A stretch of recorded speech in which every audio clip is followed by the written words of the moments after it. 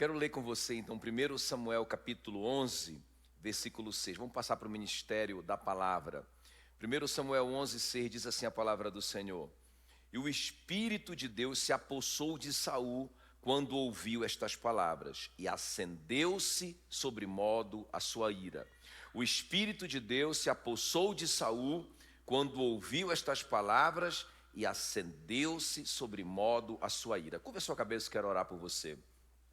Senhor, a tua palavra diz que a palavra de Deus é como o martelo que esmiuça a penha. Ó Deus, a tua palavra, ela não tem resistência para ela. Não tem estrutura humana, física, que possa deter a tua palavra. Tomamos posse disso, Senhor, que a tua palavra vai quebrar toda a estrutura humana, toda a estrutura do nosso inimigo, toda a estrutura espiritual, e vai ser semeada no nosso coração nessa noite, em nome de Jesus. Pai, como igreja nós clamamos e declaramos também que contra a igreja as portas do inferno não prevalecerão, que para isso se manifestou o Filho de Deus, para destruir as obras do diabo. Senhor, nós oramos para que o Senhor fale no nosso coração de uma forma personalizada, que o Senhor nos ensine a tua palavra, que mais do que informações, seja o Espírito Santo falando em cada coração nessa noite, em nome de Jesus. Nós oramos, te agradecemos, amém, amém. Se você crê na sua oração, aplauda bem forte o nome de Jesus.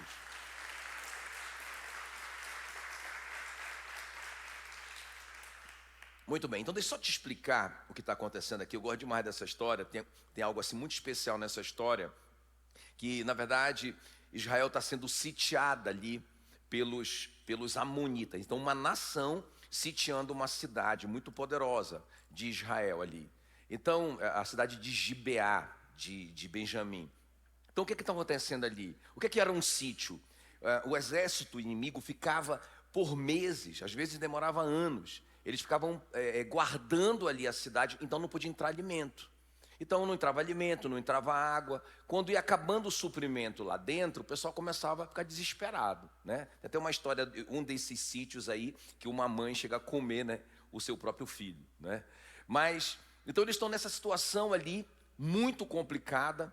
Então o inimigo ali sitiando, ao derredor, né? Isso é uma tipologia bíblica de Satanás que anda ao derredor, rugindo como um leão, buscando a quem possa tragar. Então o povo de Deus se cansa, fica desesperado e propõe uma aliança com esse rei dos amonitas, o Naás. E curiosamente, Naás, o nome Naás no hebraico é serpente, significa serpente, Naás. Então eles vão ali e falam assim, olha, livra a nossa vida, não mata a gente não, faça uma aliança com a gente vai ser seu escravo, né? E aí o Naás então faz uma proposta, beleza, eu faço uma aliança com vocês, desde que, olha só o que ele vai falar aqui, 1 Samuel 11, 2, farei aliança convosco sob a condição de vos serem vazados os olhos direito, trazendo assim eu vergonha sobre Israel. Então o Naás, a serpente, quer fazer uma proposta. Então beleza, eu não vou matar vocês, só que vocês vão ter que, os homens vão furar o olho direito, vão ficar cego do olho direito. Por que isso? Por que isso?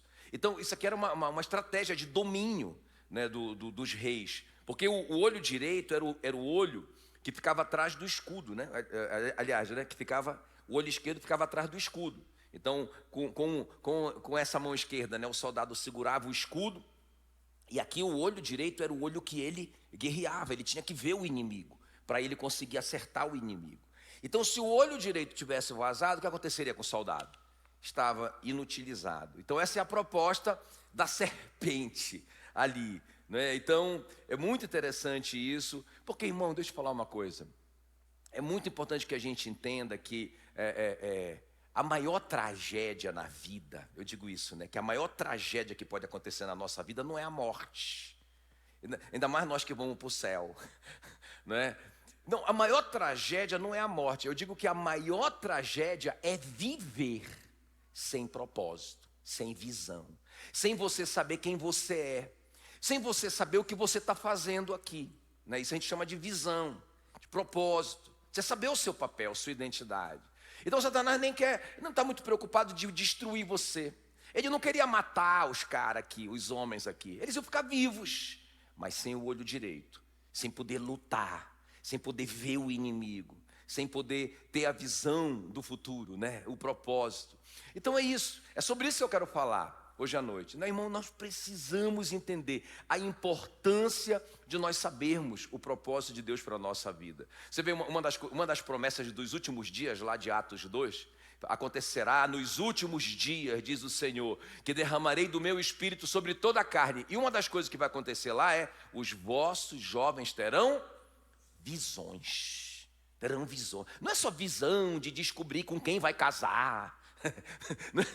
Mas aqui fala sobre propósito. Fala sobre visão de Deus. A Bíblia diz em Provérbios 29:18, onde não há visão, o povo se corrompe.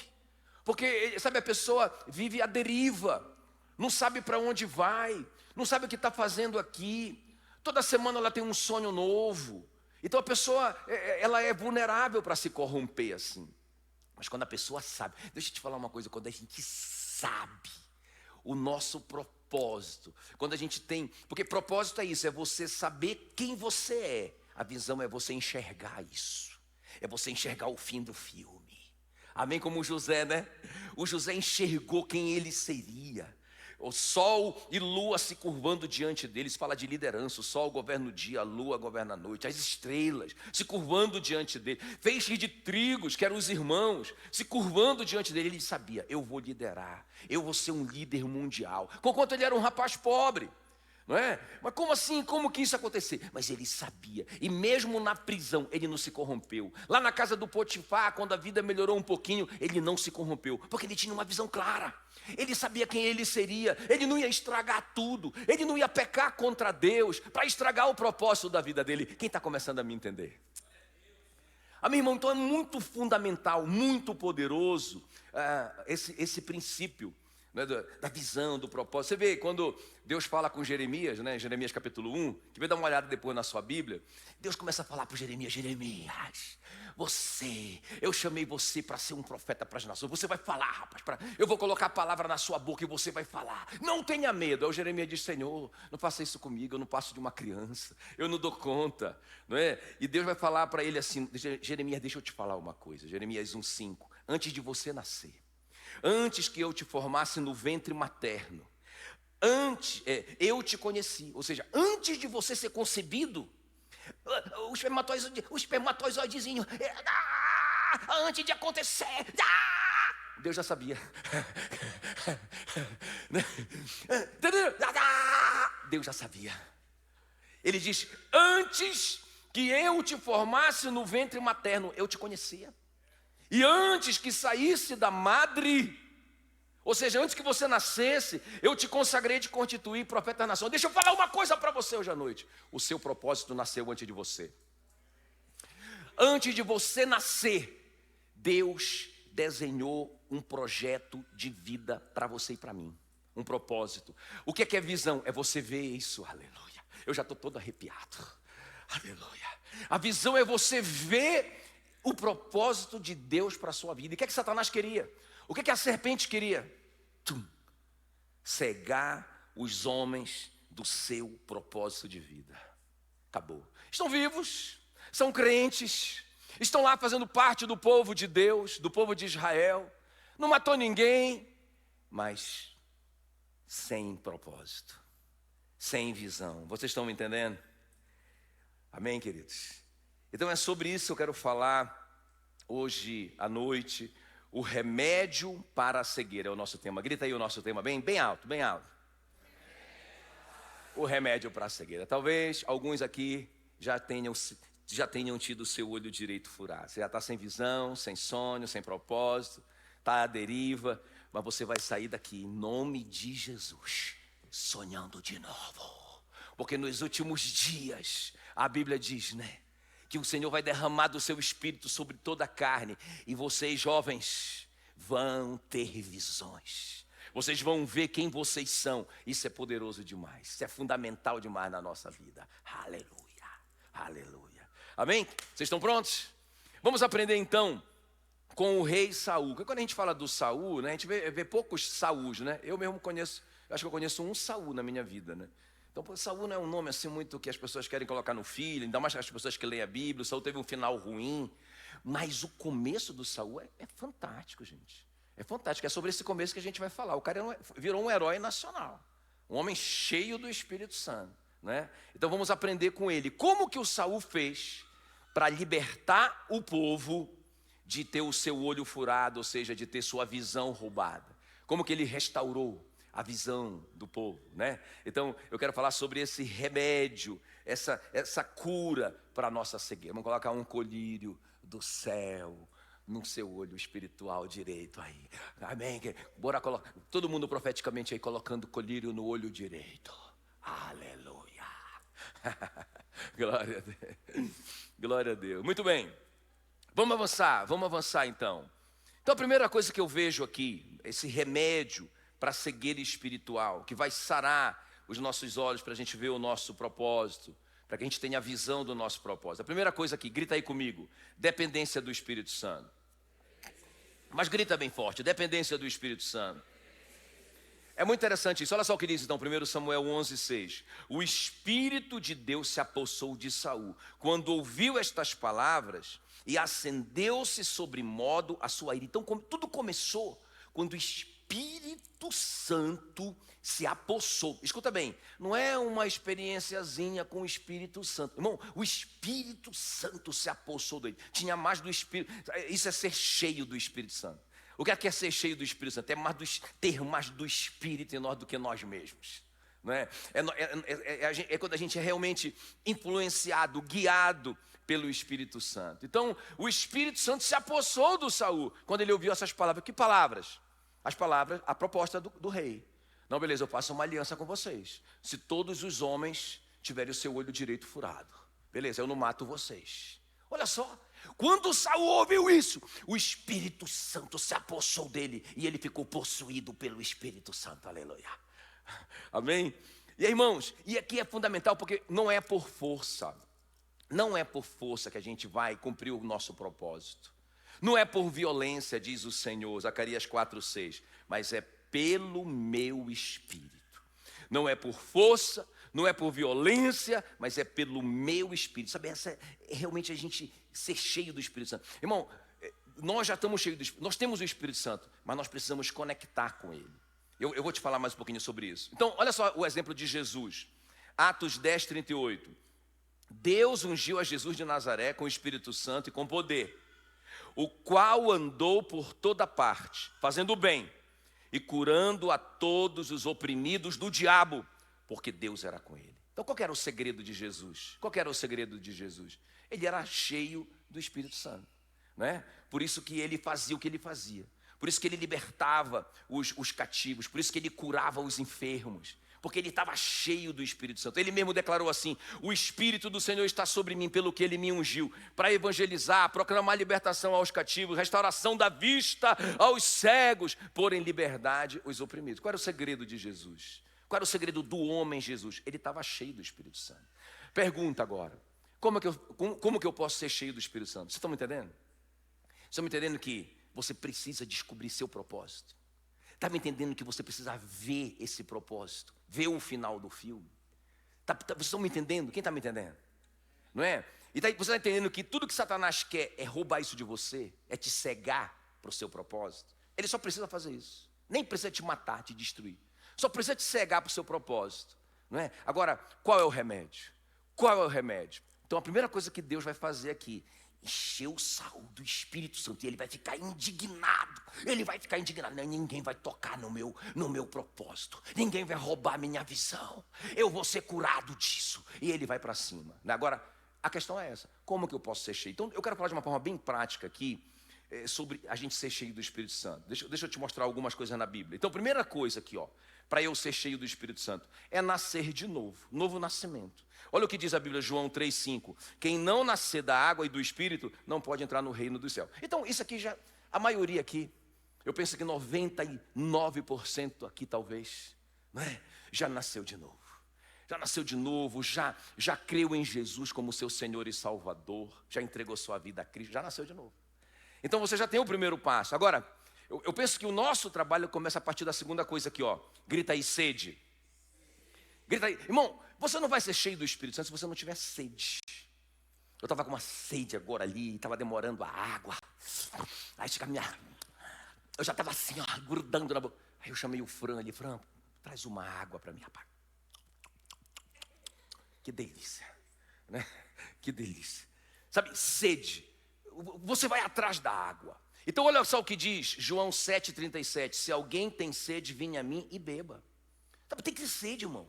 Tem que ter sede. Às vezes eu vejo a pessoa com sede de outras coisas, mas não sede da palavra, sede de Jesus, sede do Espírito Santo. Esse texto, inclusive, de João 7,37, se você ler na sua casa, você vai ver que Jesus está falando do Espírito Santo. O próximo versículo ele vai dizer, se alguém tem sede, venha a mim e beba. E ele estava falando a respeito do Espírito Santo, que seria dado a todo aquele que cresce nele. O versículo 38. Não é? Então, nós precisamos ter sede do Espírito Santo. A gente não pode viver uma vida cristã sem entender que é Deus Pai no trono, Deus Filho assentado à sua direita, é assim que a Bíblia diz, e o Deus Espírito Santo é em nós. Amém, queridos? Então eu carrego o Deus Espírito Santo em mim. Agora, que diálogo, que relacionamento eu tenho com esse Deus Espírito Santo que está dentro de mim. Eu sou o templo do Espírito Santo. Amém, queridos? Então a primeira coisa, para eu ser curado da cegueira espiritual, eu tenho que ter um relacionamento com o Espírito Santo. É o Espírito Santo que vai me dar a visão. É Ele que vai me fazer ver, não é? Eu contei de manhã que eu tive uma experiência muito tremenda com o Espírito Santo, talvez umas 3 vezes, eu acho que 3 vezes, eu consigo contar 3 vezes assim, que eu ouvi a voz dele dentro de mim. Uma dessas vezes, lá em Palma, logo no começo de Palma, da igreja lá, eu estava passando num lugar que eu nunca esqueço ali, na rotatória do relógio, e eu ouvi a voz dele, levita. Ele me disse quem eu era.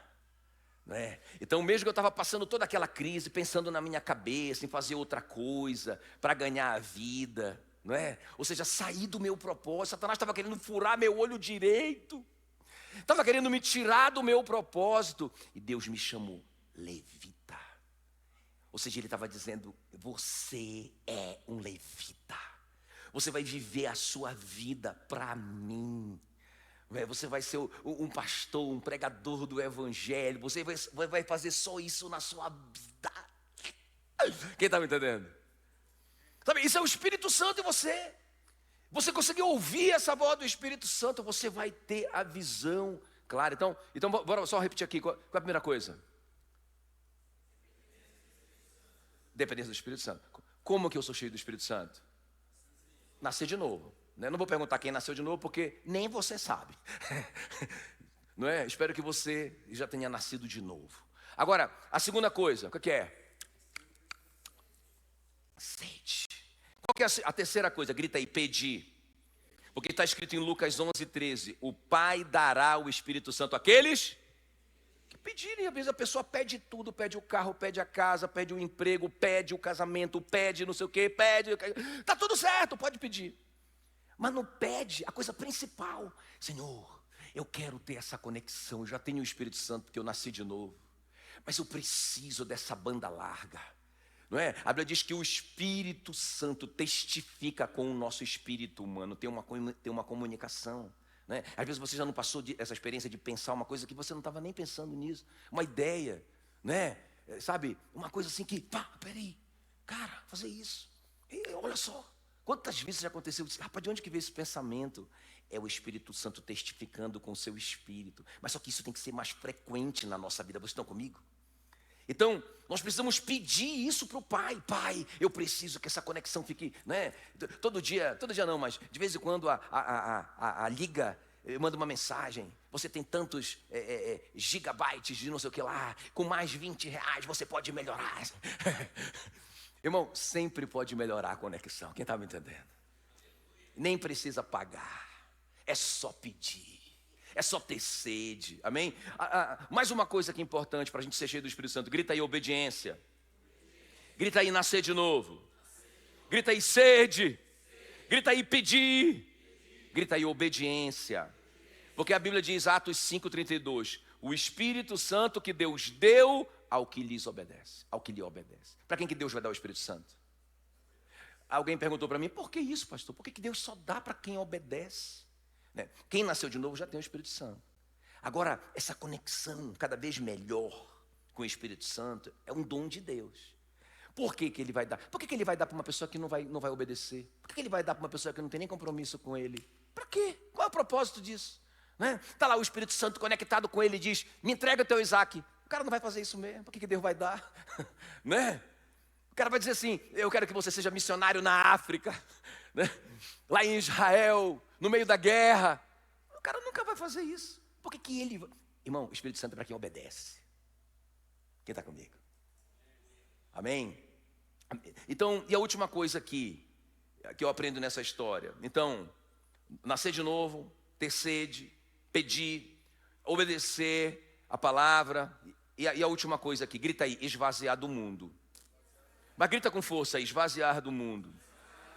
Porque olha o que a Bíblia diz em Efésios 5,18.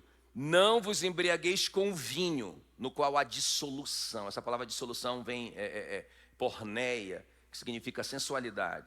Não vos embriagueis com vinho, no qual há dissolução, mas enchei-vos do Espírito. O que está falando? Não está falando sobre não tomar vinho, não está falando isso. Não é sobre isso, mas é sobre se encher das coisas do mundo. Já viu, né, que o mundo é muito poderoso. Se a gente der atenção para o mundo, a gente se enche do mundo e não se enche da Bíblia. Não ora, não é? Perde tempo. Eu falei de manhã que eu sei que eu preciso entrar, né, nas redes sociais. O Evangelho precisa entrar. O Evangelho precisa santificar as redes sociais. Eu quero fazer isso. Então alguém está cuidando disso para mim. Mas, de vez em quando eu preciso olhar lá, né? Aí alguém, o pessoal que está cuidando para mim, pastor, o senhor tem que ir lá, porque a gente fez um podcast com o pastor Eibe, e aí o senhor tem que ir lá e tal, não sei o que lá, fazer isso, fazer aquilo, não sei o que lá e tal, tá, beleza. Aí eu fui lá. Rapaz, aquele momento que eu fui lá, né, para fazer o que eles mandaram eu fazer, eu fiz. Aí eu já olhei para o lado aqui, pum. Aí já comecei a olhar um videozinho aqui. Aí já olhei o outro, pum. Já olhei o outro, pum. Rapaz, eu digo, sai, Satanás daqui. Mas, rapaz, já foi 30 minutos da minha vida. Rapaz, disse, não, cara. Irmão, deixa eu te falar uma coisa, o cara quer ser cheio do Espírito Santo, mas está cheio do mundo. Embriagado, é sobre isso que ele está falando. Se embriaga com o mundo. Eu nem vou detalhar, porque eu acabo acertando o seu, você vai dizer, pastor, sabia do meu vício. Não, então eu não vou nem falar nada. Mas, meu irmão, deixa eu te falar uma coisa. Quanto esse crente que está aí do seu lado, você pergunta para ele, você quer ser cheio do Espírito Santo? Então fala para ele assim, então te manca. Então te manca. Não tem mágica, meu irmão. Você vai estar cheio do que você se encher. Não é? Eu quero ser cheio do Espírito Santo, então leia a Bíblia. Tenha um tempo a sós com Deus de qualidade. Leia mais livros. Assista mais palavras. Mais pregações. Ore mais. E você vai ser cheio do Espírito Santo. Não tem como ser cheio do Espírito Santo passando o dia todo no Instagram, pastor? Não tem. Não tem. Quem está comigo? Amém? Então a primeira coisa é isso, irmão. Quem já entendeu aqui? Eu não vou deixar meu olho direito vazar. Eu vou ver o que Deus tem para mim. Esses dias, né, a gente passou algumas situações e tal, né? E a Mila estava preocupada, né? Ela é o vaso mais frágil. Eu disse, amor, fica tranquila. Eu já vi o fim do filme. Vai dar certo. Eu já vi. Deus não é homem para que minta, nem filho do homem para que se arrependa. Tendo ele prometido, ele cumprirá. Eu já sei. Ele já me mostrou, quando eu saí de Palmas, que eu ia experimentar coisas extraordinárias aqui que eu nunca experimentei no meu ministério. Acabou. Vai acontecer. Amém? Diga visão. Amém. Então a primeira coisa você já sabe. Rapaz, já sei. Eu quero a visão, eu não vou perder minha visão, eu quero o meu propósito, eu vou cumprir meu propósito, né? Eu tenho falado aqui quase todo domingo, e vou falar mais uma vez. 2 Coríntios 2:5. Todos vocês vão se apresentar diante do tribunal de Cristo e vão ser julgados pelas obras que vocês fizeram, sejam elas boas ou más. Irmão, não tem jeito. Todos nós vamos prestar conta da nossa vida, do nosso tempo, como nós passamos a nossa vida aqui. Amém?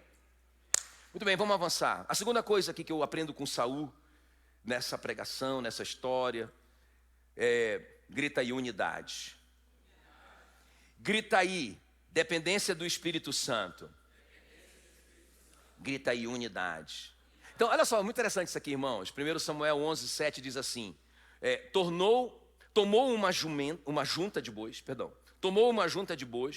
cortou-os em pedaços e os enviou a todos os territórios de Israel por intermédio de mensageiros que disseram, assim se fará aos bois, que todo aquele que não seguir a Saul e a Samuel, não é? Então caiu o temor do Senhor sobre o povo e saíram como um só. Eu vou ler de novo. Tomou uma junta de bois, ou seja, 2 bois, cortou-os em pedaços, enviou a todos os territórios de Israel por intermédio de mensageiros que disseram o seguinte, assim se fará aos bois de todo aquele que não seguia a Saul e a Samuel. Então caiu o temor do Senhor sobre todo o povo e saíram como um só homem. Irmão, deixa eu te falar uma coisa aqui. É muito interessante isso, né? Porque, então, o Saul chega ali na cidade de Gibeá, que está sendo sitiada pelos amonitas, e os caras falam para ele da aliança, furar o olho. Ele fica indignado, ele é possuído pelo Espírito Santo, e aí vai começar, né? E a primeira coisa que ele vai fazer, então, ele mata os bois, corta o boi todinho e manda para cada cidade de Israel um pedaço, diz assim, ó, quem não se apresentar aqui para lutar essa guerra contra os amonitas, né? Vai acontecer isso com seus bois tudinho. Ou seja, o que o Saul quer? Ele sabe, eu tenho a palavra. O Espírito Santo falou comigo, mas eu preciso de unidade. Eu preciso que todo mundo se envolva. Meu irmão, isso aqui é muito poderoso. Então ele promove a unidade, não é? Com uma ação radical. E aí Deus derrama a vitória sobre a unidade. Deixa eu te falar uma coisa que é importante, presta atenção, presta muita atenção. A palavra nas quer dizer o que mesmo?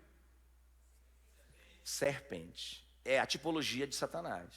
Então, Satanás é o príncipe das trevas. Essa palavra treva, no grego, é escotos, que quer dizer ignorância. Onde tem ignorância, onde você não sabe o seu direito, você está em ignorância nesse princípio, ele reina sobre a sua vida. Presta atenção. Ele é o príncipe da escuridão, ele é o príncipe das trevas, ele odeia a luz, não é? Jesus é esse príncipe da luz, ele nos tirou do império das trevas e nos trouxe para o reino da luz, aleluia, amém, querido? Agora presta atenção, irmãos, é muito poderoso isso, porque a Bíblia diz, aquele que diz está na luz e odeia o seu irmão, está em trevas. Então presta atenção, Satanás é o príncipe das trevas, eu estou na luz, né? E eu estou dizendo, eu estou na luz, eu sou crente, mas eu estou com o irmão entalado na garganta. Eu não perdoo o meu irmão. Lá no meu passado tem essa trava na minha garganta, eu não engulo esse irmão. Irmão, eu estou em trevas, eu estou na jurisdição de Satanás, eu estou na escuridão. É por isso que Satanás fica o tempo todo, gente, colocando um contra o outro. Ele fica o tempo todo querendo nos dividir. Ele fica o tempo todo querendo que a gente se magoe, não é? A gente como pastor ouve tanta história, por exemplo, de criança, não é? Adultos que agora são adultos, mas foram crianças e que foram profundamente feridos, nem vou entrar no mérito da questão aqui, foram profundamente feridos na sua infância e hoje são pessoas amarguradas, doentes. Presta atenção, irmãos, quem quer ver o seu propósito, você precisa resolver o seu passado. Você precisa liberar perdão. Aquele que diz estar na luz, 1 João 2,9, e odeia o seu irmão, até agora está em trevas. A Bíblia diz, quão bom e agradável viverem unidos os irmãos, porque ali o Senhor ordena a sua vida e a sua bênção para sempre. Quem quer bênção? Quem quer bênção? Irmão, é unidade. Olha o que diz lá em Gênesis 11:6. Fala assim, eles são um, e eles falam a mesma linguagem, já não haverá restrição para tudo que eles intentarem fazer. Meu Deus do céu, Sabe, a gente está tentando construir um prédio, a gente está fazendo já, na verdade, né? Já estamos fazendo, já estamos trabalhando, colocando dinheiro lá. A nossa intenção, né? Estamos tentando construir esse prédio, estamos tentando nos espalhar pelo Paraná. Eu não estou pedindo uma igreja, meu irmão. A gente tem que pedir do tamanho do nosso Deus. Eu estou pedindo o estado do Paraná. Porque a Bíblia diz, pede, eu te darei as nações por herança. Você falou assim, eu nem quero mexer com nação por enquanto. Eu estou muito humilde, me dê só o Paraná. Pedir grande, tem que pedir. Agora, qual é a condição? Eles são um, eles falam a mesma linguagem. Aí por isso, porque eles são um, porque eles falam a mesma linguagem, não haverá restrição. Como que Satanás para a igreja? Como que Satanás para uma família? Como que Satanás para uma empresa? Como que Satanás para um projeto? É só colocar um contra o outro. Acabou, tem restrição. Só não tem restrição para fazer quando tem unidade. Quem está comigo? Então é interessante isso, o Saul fala assim, ó, unidade. Quem não vier e se unir, eu vou matar o boi. Ai, se o pastor pudesse fazer isso, né? Quem não vier domingo no horário, irmão. Estou brincando, né? Então, foi por isso que Jesus, é por isso que Jesus ora. A última oração de Jesus em João 17, ele fala assim, olha, eu oro para que todos sejam um. Veja lá em João 17, 21. Ele orando ali. A última oração de Jesus. Interessante. Ele podia pedir tanta coisa. O que ele pede? Eu oro para que todos sejam um, como és tu, ó Pai, em mim, e eu em ti, que também sejam eles em nós, para que o mundo creia que tu me enviaste. Quando que o mundo vai crer em Jesus? Quando nós formos um. Agora então, deixa eu terminar com esse desafio aqui, terminar esse ponto com esse desafio. Irmãos, sabe o que a igreja precisa? Sabe o que a sua casa precisa? Sabe o que a sua empresa precisa? Para ter sucesso, para ter visão, para ter propósito, para cumprir o propósito, precisa de um exército de pacificadores. Estão comigo aqui? Um exército de pacificadores. Porque a Bíblia diz assim, né? Bem-aventurados, ou seja, felizes, os pacificadores. Porque eles serão chamados filhos de Deus. Mateus 5,9. Bem-aventurados os pacificadores, porque eles serão chamados filhos de Deus. Quem quer ser filho de Deus? Você é um pacificador? Não é? Ou você é um maledicente? Você já viu a relação das pessoas que não vão entrar no céu em Apocalipse 21? Já viu a relação lá? Quem não entra no céu em Apocalipse 21? Não entram os mentirosos, não entram os ladrões, não entram as prostitutas, não entram os adúlteros, não entram os efeminados, e vai embora. E um grupo de pessoas que não entra lá, que até me assusta, são os maledicentes, colocados no mesmo pacote de ladrão, de assassino, de adúltero. Então a pessoa chega com você, fala mal e tal, não sei o que, e você entra no jogo, e aí começa a conversa fiada do Satanás.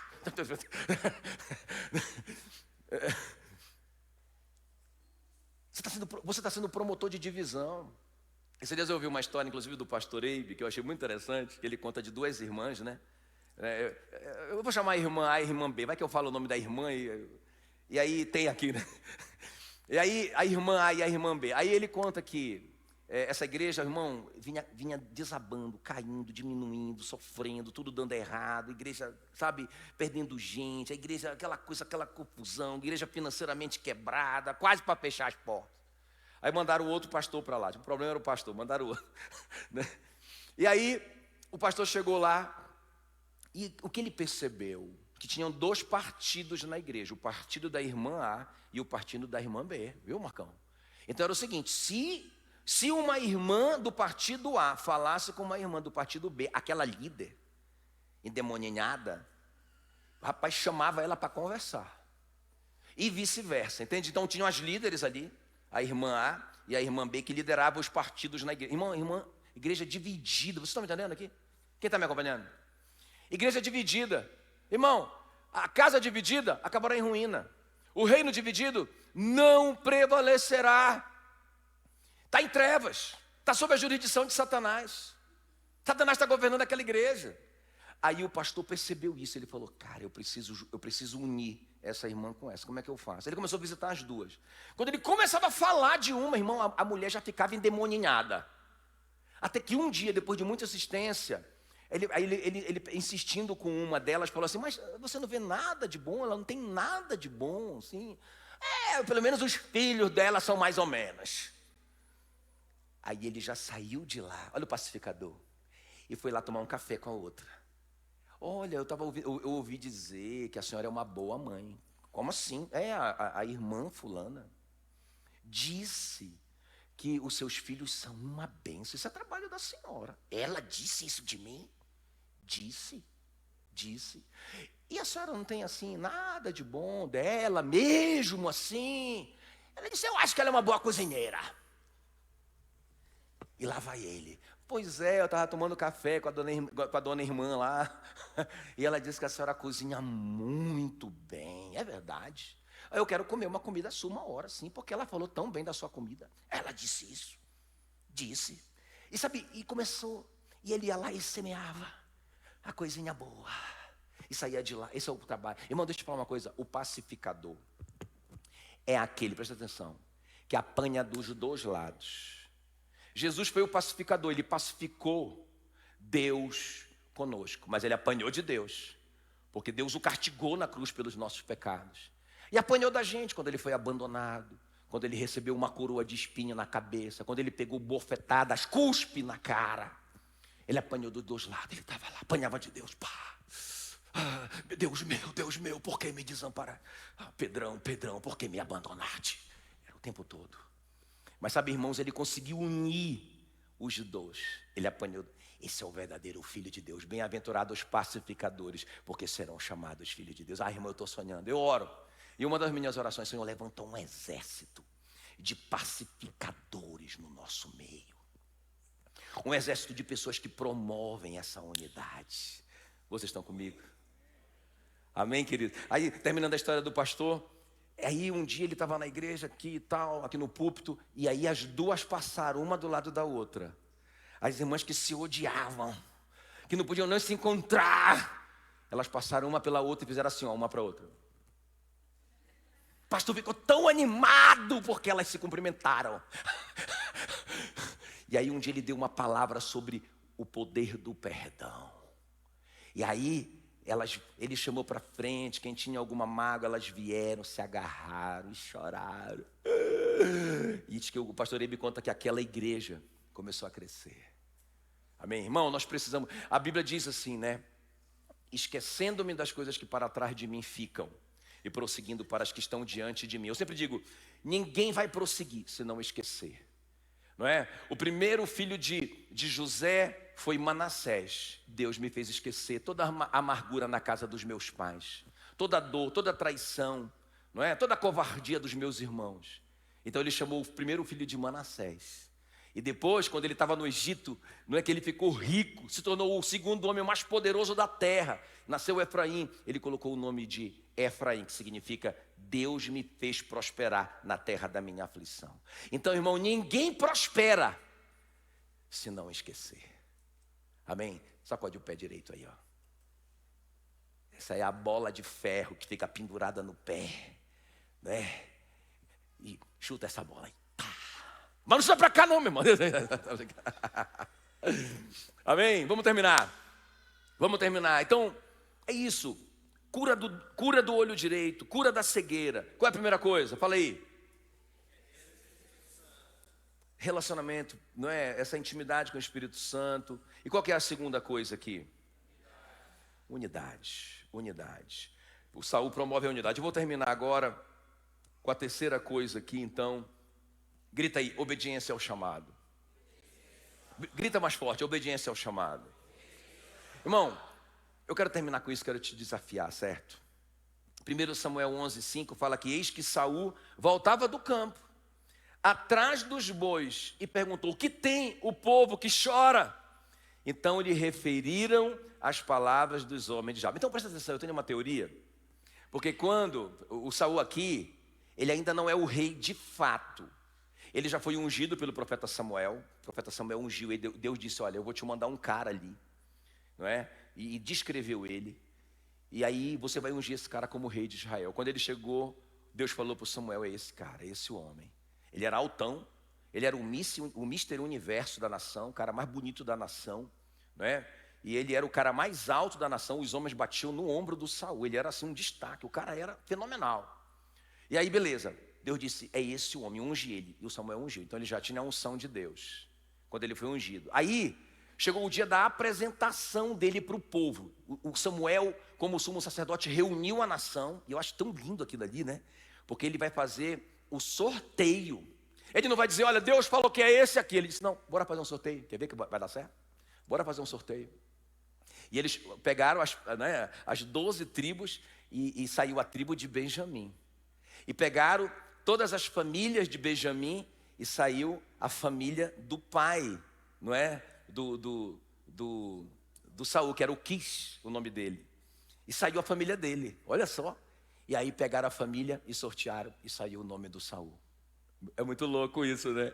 E aí beleza, agora a nação já sabe quem é o Saul. Aí o Samuel chama, porque ele já tinha combinado tudo com o Saul. Aí ele chama: Saul, onde que está você? Pô, o cara altão, né?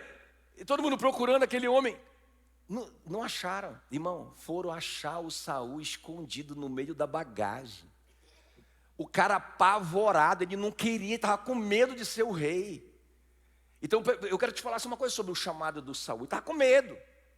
E aí outra coisa, e depois que acaba esse momento solene, finalmente os caras pegam ele, levam ele lá para o Samuel, ele apresenta o rei para a nação, e aí ele não assume o trono. Ele volta para cuidar dos bois do pai dele.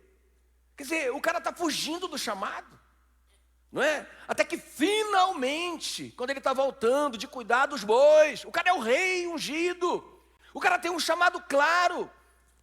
Aí o Espírito Santo tem que se apossar do cara, para ele começar a assumir o chamado dele, não é? Então ele é cheio do Espírito Santo, ele promove essa unidade. Agora, irmão, a terceira coisa é a obediência ao chamado. Se você quer ter o seu olho direito curado, você precisa agir. Meu irmão, eu passei a vida inteira ouvindo essa história. Olha, eu já ouvi tanto isso, são quase 30 anos de ministério. Olha, eu tenho um chamado, no dia tal, e não sei o que lá, Deus falou comigo e me chamou. Irmão, e por que até hoje você ainda não respondeu? Não, porque eu estou organizando umas coisas ainda que estão complicadas, mas eu vou. Sabe, irmão, se você tem um chamado, e quando eu falo chamado, não é só chamado para ser pastor. Você tem um chamado na sua vida, sei lá, de ser médico, de ser advogado, de ser o presidente do Brasil, não é? Sei lá, ser cantora, né? Sei lá qual que é o seu chamado. Irmão, que horas que a gente vai responder? Que horas que a gente vai dizer: estou aqui, chefe, o que eu tenho que fazer agora? Qual é o próximo passo? Qual é o próximo nível? Então vamos lá, o Saul, é muito interessante isso, porque finalmente ele vai agir. E aí olha só, o Espírito Santo enche ele e ele mobiliza a nação. Primeira coisa, sabe, a gente mobilizar a nação, mobilizar a família, mobilizar a igreja, né? Quando Deus me deu o meu chamado, eu era um funcionário público federal, né? Irmão, nem sonhar, pelo contrário, eu sou neto de pastor. Eu vi o meu avô o tempo todo, a história do meu avô, o tempo todo passando necessidade. Eu dizia assim, ó, cruz, credo. Deus que me livre e guarde disso. Então, eu não queria. Mas quando Deus me chamou, lá no laboratório que eu trabalhava, naquela manhã, Ele falou para mim assim: seja merecedor de dobrado salário, o presbítero que preside bem e se afadiga no ensino e na palavra. Rapaz, foi uma experiência tão sensacional com Deus ali. Deus dizendo: eu vou sustentar você, você não tem que se preocupar, não é? Isso envolvia uma mudança muito radical na minha vida financeira, porque eu ia pedir exoneração do meu cargo, porque o funcionário público não tem carteira de trabalho, não tem indenização por tempo de serviço. Eu ia pedir exoneração, eu ia deixar tudo para trás, para eu assumir um salário de 1/5 do meu salário, e perder todas as minhas vantagens que eu tinha, de plano de saúde, não sei o que lá, não sei o que lá. Mas foi tão claro o meu chamado ali. E eu lembro que eu cheguei em casa entre feliz e desesperado. Chamei a Meile e contei para ela a minha experiência. Amor, eu vou sair. Deus falou comigo. E eu vou obedecer.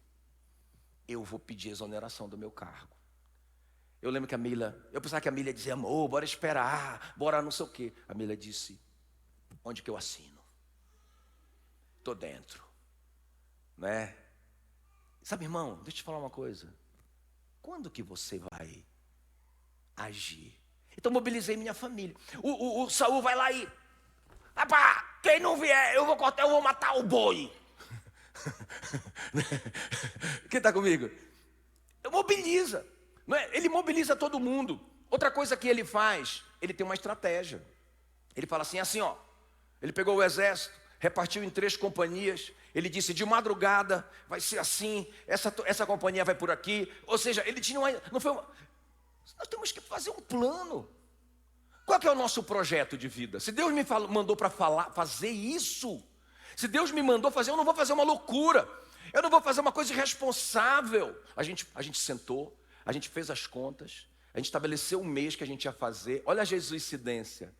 Quando chegou a hora, o Fernando Henrique Cardoso baixou um decreto, o plano de demissão voluntária. Irmão, aquilo foi só para mim. O Brasil pensa que foi o Fernando Henrique, não foi por minha causa, aquilo tudo. Ele criou o plano de demissão voluntária, ou seja, eu receberia uma indenização o salário que eu ganhava vezes os anos que eu trabalhei. Não teria indenização nenhuma, ele estava incentivando o pessoal a sair, eu já ia sair. Pensa, eu disse, sério isso? Sério? Eu quero. Irmão, deixa eu te falar. Mobiliza a família, mobiliza a igreja. Uma estratégia, ele organizou tudo. Irmãos, e aí ele foi para cima e ele realmente obedeceu àquela voz do chamado. Amém, querido? Deixa eu falar uma coisa para você aqui, para a gente terminar. Eu gostaria de terminar assim, olha pessoal, atenda o chamado, mas se você não atender o chamado, talvez não seja muito legal. Eu não posso dizer isso, eu tenho que te falar a verdade. Porque a desobediência ao chamado, você sabia que é pecado? Sabia?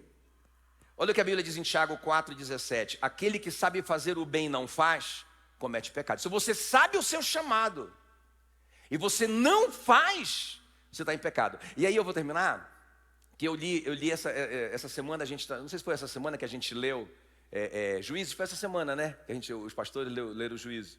E aí eu li um texto lá que aquilo me pegou demais, né? Que é o cântico de Débora. Porque a Débora, ela é desafiada por Deus para lutar contra os cananeus, né? Liderados pelo rei Jabim. Ela é a juíza de Israel. Ela chama o Baraque para liderar a batalha. Aí o Baraque, beleza, vamos lá. Aí eles vão. E aí eles tocam a corneta para convocar a nação e fazem igual o Saul, chama todo mundo, mobiliza todo mundo, eles têm um chamado. E aí só comparece para lutar 6 tribos das 12. 6 tribos vão para a luta e arriscam a vida e morre muita gente, mas eles vencem. Beleza, Israel está feliz. Só que Deus vai chamar aqueles que não foram. Deus não vai dizer, não, pessoal, tudo bem, vocês não foram, mas o pastor Antônio foi, o pastor Jackson foi, não é? O pastor Ariel foi, está tudo certo, importante que nós vencemos. Vocês não obedeceram, mas está tudo bem. Não está.